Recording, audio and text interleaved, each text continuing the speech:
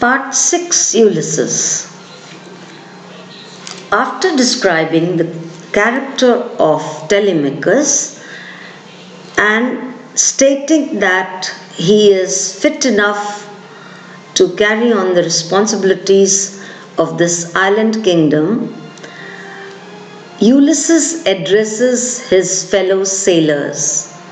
He says, "There lies the port, the vessel puffs her sail, there gloom the dark broad seas, my mariners, souls that have toiled and wrought and thought with me,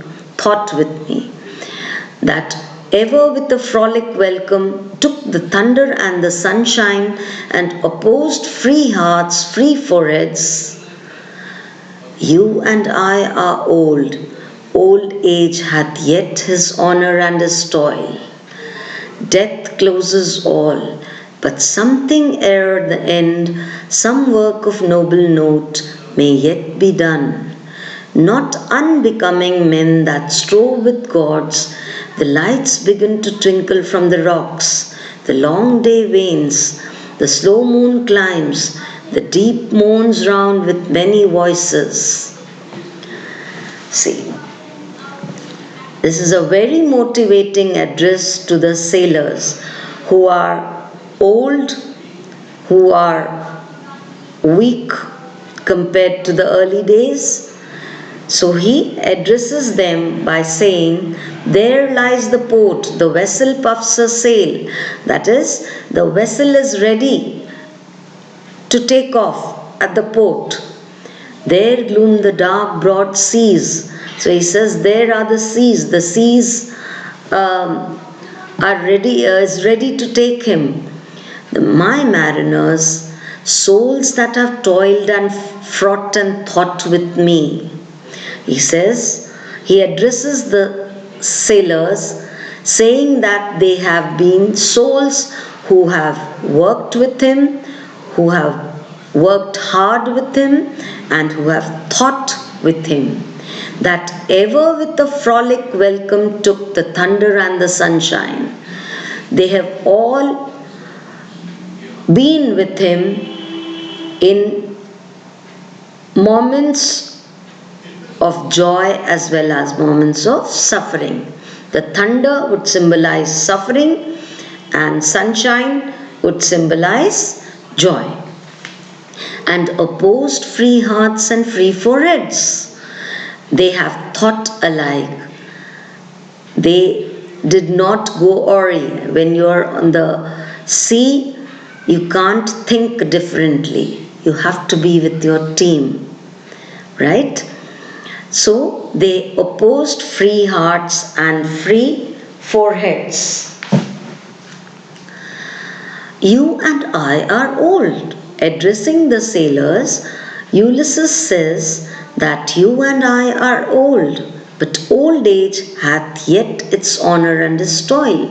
But old age is not a useless time. It is honourable and there's a lot of work to do, despite being old. Death closes all, but something ere the end, some work of noble note may yet be done. Death will end it all, but still there can be something, some work can be done before dying, before one dies. And that work can be comparable with the gods. Some work of noble note may yet be done, not unbecoming men that strove with gods. Some work that can be compared to the might of gods. The lights begin to twinkle from the rocks. Again, addressing the sailors, he must be making those signs too. The lights begin to twinkle. The long day wanes. The day passes. The slow moon climbs. The deep moans round with many voices. As the moon climbs, there are voices in the sea because there are many other ships with sailors ready to travel.